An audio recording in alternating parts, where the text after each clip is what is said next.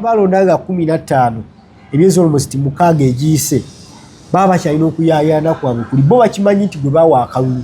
newakubadde si yalangirwa newakubadde waliwo yamusinga obululu nga ekigambibwa naye bo abamulonda njagala muntegeere bulungi badde bamwesunga omukolaki omukulisa ekkomera so yagenza okukomawo ng'era ng'amaanyi gakyaliwo abamwesunga weebali nekyo ekyatuuseewo Muwanga Kivumbi ono bwaweebwa bbeeyi okujaguza kwayitiridde ekyokubiri okujaguzaako kwabaddekoko backup y'okubeera nti abantu banyiikaavu ono yabaddeyo ne script nga eteekeddwa n'ekiba bagenda okikolera nambuli kyebagenda okikola naye message eyitawo eri ki message eyitawo egamba bino bye mubadde mukola kwegamba alinga asindika obubaka nti tulina authority yonna tukuwaamu ne tukuzaayo okategedde gwe mugwa abadde tukyalina abantu bali voko abantu abali against muwoozo ba NRM abavuma betwalinanga this is another way okubakendeeza they are eliminating abantu abeefudde nti boogeranga bwe baagala ensonga ya Dr. Kanokiza kakati ndowooza yafuuse ennono kugula budde Besigye gwe bali baagala osiba emyaka 3 oba 4 oba 5 tebagenda gikusalira mpola kwa rimandi covid twamalamu bbanga ki oba gyali emyaka 2 samusingi nenga muzeeyi yagirangirira obululu guno therefore 14 days nitobalamu emyaka emeka 2 izinalabye nga sitayire empya ey'okusiba abantu kati mu bulamu alina ennaku ez'ekijjukizo kati nno Focus TV yange bazze okufuula ennaku zo ez'ebyafaayo bakwata vidiyo n'okuba ebifaananyi ku mikolo gamba ng'okwanjula embaga graduations okukyala bano nno tebakoma okwo aba Focus Group yange bakuguka mu kutimba bakola keeki wamu ne juice omuwoomu nga kuno bagattako okukola graphics ne branding ow'ekitongole kampuni oba bizinensi yo era basange ku kitebe kyabwe ekikulu e Kampala ku Jesco Plaza oba basange ku ofisi zaabwe awo ku Focus House Mutuba ne ku ofisi zaabwe empya ekiboga mu Town Council ku 2nd Street okuliraana Smarton Hotel ebisingawo bakubire ku simu zaabwe 0757 133 162 oba 0789 020 gwali ku Facebook ne Instagram kebera Focus Group yange ate ku YouTube beba Focus TV yange wamune Focus TV mwewale obutatukoowanga buli kanako otutegeera nga entanyeenya nkola kyamaanyi nnyo Katonda abatuweere kye musinga okwagala nero tukomyeyo tubambage tukwate ku nsonga ezigenda mu ggwanga kuba ebirungi si birungi Muwanga Kivumbi beyogera binza kuba byamuleetera leenya obudde buno tulina ebibuuzo aliddawa ali kuki era ani amuyina Dr. Besigye aleeteddwa mu kkooti leero naye bisemye okufuna omulamuzi yebulakanyiza naye tundagenda mu nsonga ezo ngenda kusaba professor asuka bambulizeko abantu tubambage okay ali mu kutulaba unawo sinzidde okubanga otulaba okola kyamaanyi nnyo bajja tusaasira ndowooza nako mukola interview a week it is a week now ndowooza tuwezezza week number naye nga si kirala kisujja kibadde kindi bubi yegwe abadde akubala emiriizi yegwe abadde andi bubi kyoyinza okumanya naye neebaza abantu abasigadde nga batugoberera ku ezo show zesobodde okubawa abasigadde bambuuza lwaki okatulamu butuuzi naye sitayiro y'okukatulamu eyambako omuntu nga tewewulira bulungi ate nebasigala nga bafunaki kyanongo gyogerako ettaffaali so mwena abatugoberera ku mikutu egy'enjawulo thank you so much mwenye okuba nga mukikola mujja kunsaasira eddoboozi eyo lirimu koko naye tugende n'eririwo olwensonga tulina oweereza abantu naye nga twagweyama n'ebirayiro temala kutikkira eyasubscribinga okola kyamaanyi atanaba kusubscribinga nsaba kikole kuba buli wekikola bambi kitugattako n'otwongerako ettoffaali wosinzidde okuba nga otulaba ali mu Uganda East Africa wamu ne diaspora ng'olaba emikutu gino okola kyamaanyi olunaku lwaleero nza tugenda kuba tuwa endowooza zaffe nze njogera byenzikiririzaamu era byemmanyi ebikuvunaanyizibwako nga gwe omuntu siogera mbu njogera byemmanyi osobola kukola research so olunaku lwaleero ndowooza byebyo tugenda okuba tutunulako mukulu nga bwabyanjudde weewaawo emboozi nnyingi ezigenda mu maaso mu ggwanga lyattu Uganda nga wogambye nti Muwanga Kivumbi yakwatibwa it was lwakutaano ng'ava mu jjuma kya buswavu nnyo naye njagala egwe awulira story eno for the first time. Remember yali ateereddwa olwokuna olweggulo ne bamuwa bail eno ng'emukkiriza okugenda awoze ng'avaawa bweru kwejja emisango gye bayita emikakaatike kuba bagamba gye basi mikakaatike obujulizi buliwa egyekimpatiira kakati Muwanga Kivumbi bw'avaayo ku olwo of course abantu baali bamuyaayaanira because okuva bwe baamulonda lwaki ngamba bwe baamulonda because bo bakkiriza nti at least baalonda omuntu waabwe era alina abawagizi babakolaki abaamulonda tebaddangamu mulabako mu kitundu kyabwe mpaka olunaku olwo olwokuna bwe bamuwa bail. Kitegeeza ki nti abantu abalonda nga 15 emyezi almost 6 egiyise baba bakyalina okuyaayaana kwabwe kuli bo bakimanyi nti gwe bawa akalulu newankubadde si yalangirwa newankubadde waliwo yamusinga obululu nga ekigambibwa naye bo abamulonda njagala muntegeere bulungi badde bamwesunga omukolaki omukulisa ekkomera so yagenza okukomawo ng'era ng'amaanyi gakyaliwo abamwesunga weebali nekyo kyatuuseewo Muwanga Kivumbi ono bwaweebwa bail okujaguza kwayitiridde. Ekyokubiri okujaguzaako kwabaddekoko backup y'okubeera nti abantu banyiikaavu ne ba political prisoners abalala kati Muwanga Kivumbi yavuddeyo nga boolaba avudde manyo gaaki gyempologoma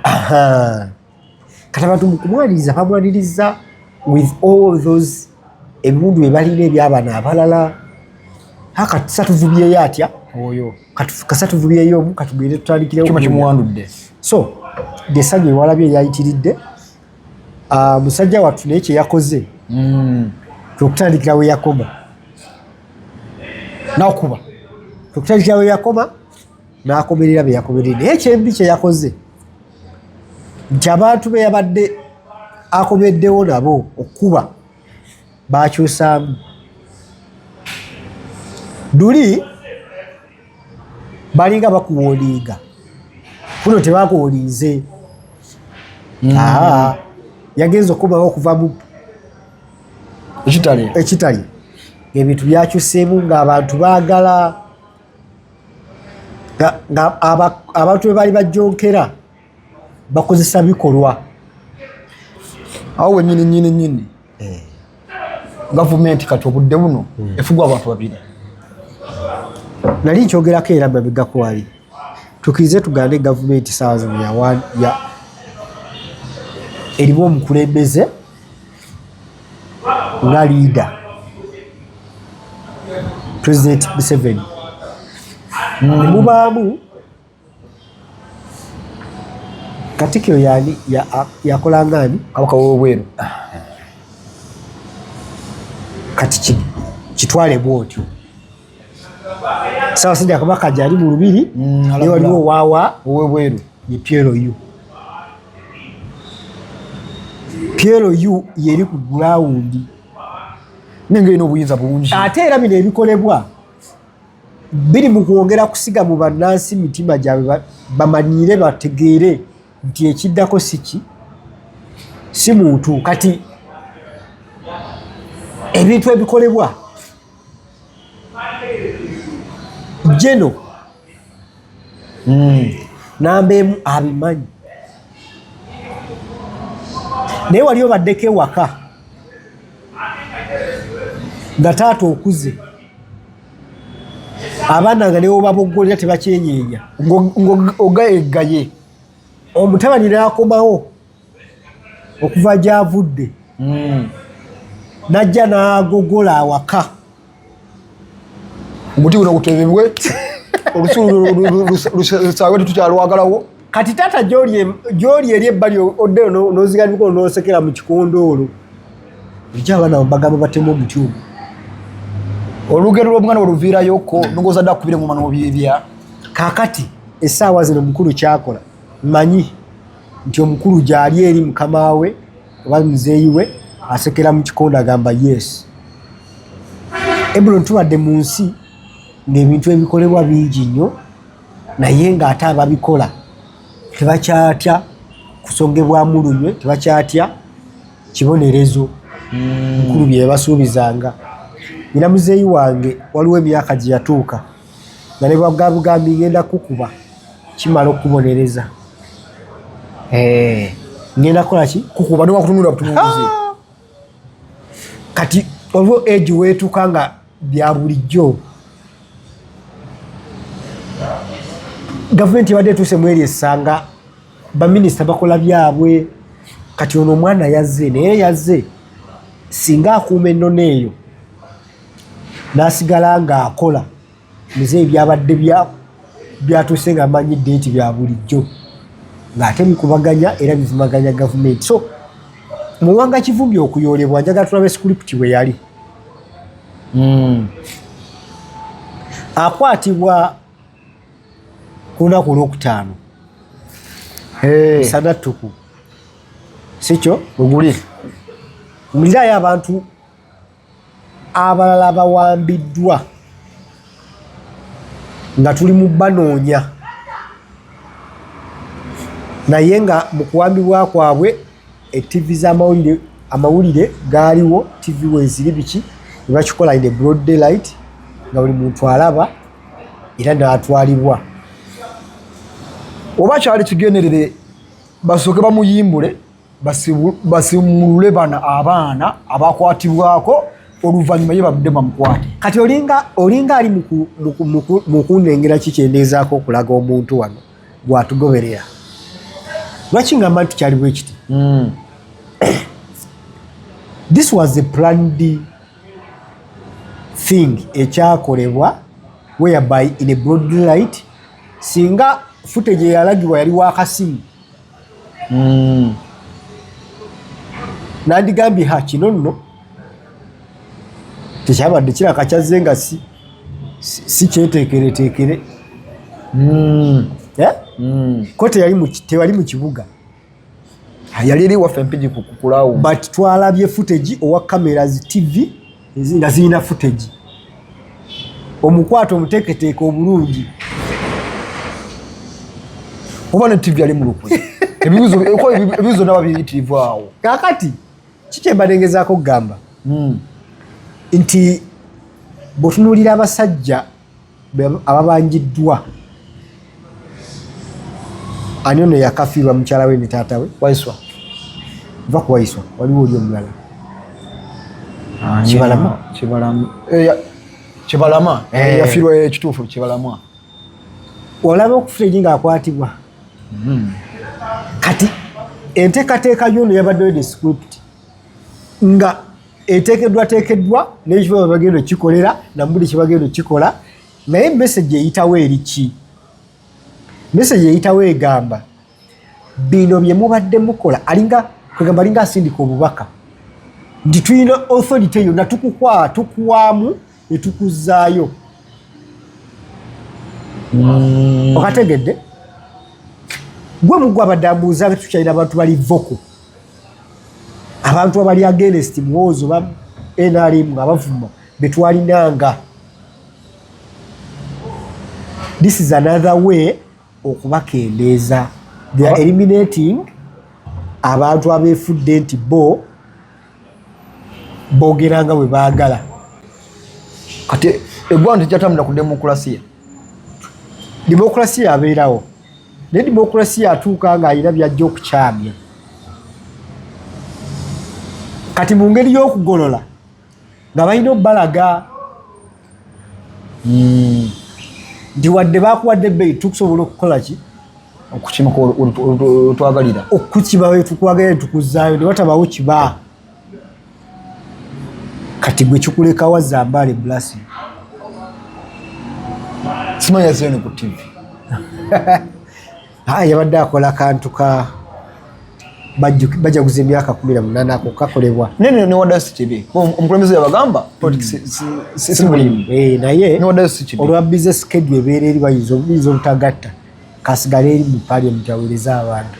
so kikyembadde nkuyisizaawo nti Muwanga Kivumbi byakoleddwa naye waliwo obubaka obwekukunala oba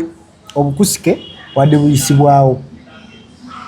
ekyokubiri n'okubeera nga saazi otandaba kulabibwa waali kitegeeza ki nti pressure musobola ogiteekawo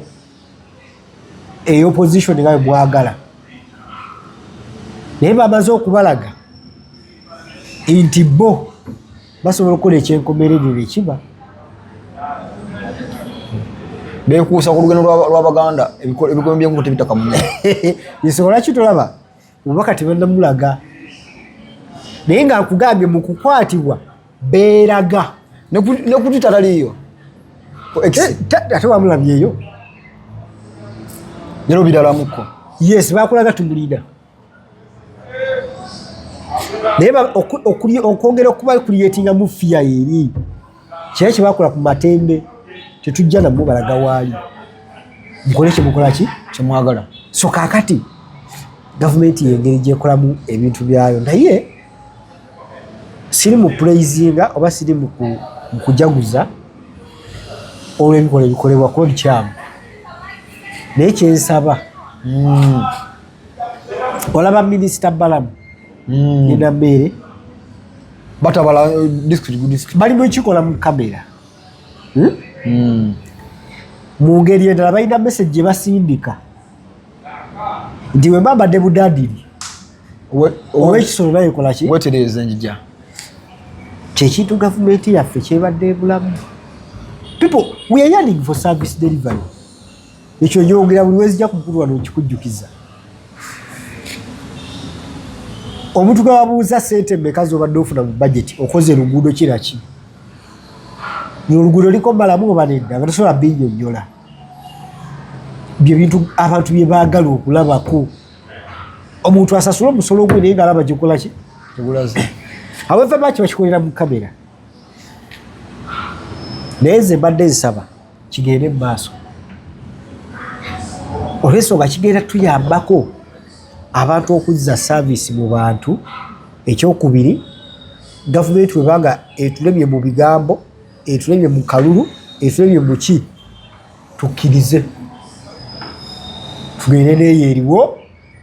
naye ngaekikulu kya byonna abantu okugikkiriza obulungi kwe kubakolera kubikola ki ebyembanyigiriza kubanga nowanupu akugamba kyetuyayaanira sawala bukulembeze naye twagala obukyukakyuka twagalawo obusa obuweereza ku bantu omuntu ono awa omusolo alabe wabikola ki ogugenda so I'm not criticizing naye nsaba gavumenti ebintu bino ebikolebwa babikole naye baweereze abantu bafunemu kintu kyebawaliramu sente zaabwe ebrod wano katale Mmengo naye bukyesuke nga bugale buliko siini omuntu oyo akeera kumakya naakola mwaka mulamba alina okuwa omusolo omulundi ogwo mu mwaka omusolo ne gubula waliyo naazirira naye ng'alaba ddala kyalisasulira tekiri waafu okategedde so bwe baba tukoledde kino gavumenti ereddamu neefuna abantu bwe bati okwenyumiriza mu kintu gavumenti kyebadde ekola ebbanga tebataliko okwenyumiriza mu ebyo byabadde babiisinga enguudo ennungi eddagala mu malwaliro saaviisi omuntu ofune ku masannyalaze nga gali ku ssente entono ebyo ebayanda local government enguudo buzituwe kati awo nyini kakusalamu ekyo kasoge ne basoka mabanga bantikamu sente nga sebe balala bafuka service events bagamba beyune bakole omukolo Maulana osolo bache kinga ku TikTok ne bakolaga ko ki byakozeko ko emikolo kiji bakozeko ko oba bakwire ku namba za simu kozera ku screen wamu ne koja kagato bicycle kick lema kweko asamuru timu yange Alan yavuddemu bado bakwa vibe ne bawamu na ku ebiguma bagamba koza bicycle kick yes osotuke ku TV yomusingi nga nawe osolo kubwatula ngokuba ziri eri zilala so abantu bonna tubajjukiza nti Focus Graphics and Branding wetuli okubanga tuweereza graphics emotoka yiyo teranga tekako ekirango oyina abakozi 20 nebyo maji agira mukazo weya batambulira ku boda bakwire baba balina okulanga business ozewo omusala gwobasasula so mbajjukiza nti branding and graphics abo bakola ebintu bingi niyo namba z'essimu kwezi ku screen so banoonyako n'olaba kye bakola nga tuba omanga obadde obuuza wali ensonga ya Dr. Kanokiza Besigye kakati ndowooza yafuuse ennono kugula budde Besigye gwe bali baagala osiba emyaka 3 oba 4 oba 5 tebagenda gikusalira mpola kwa rimandi covid twamalamu bbanga ki oba gyali emyaka 2 samusingi nenga muzeeyi yagirangirira omulundi gumu therefore 14 days nitwamalamu emyaka emeka 2 izi nalabye nga sitayire empya ey'okusiba abantu kati esiga eddamuzi twali tutanasolifunamu obwesigwa kulwa yakoze ku mwa kivumbi ku mama Miriam Matembe ne katulabyeko omulamuzi ayebuzaabuza natenya mu kooti abantu bagenda kuliko ndamuli kuba mu ebituli eno script tuli ku agenda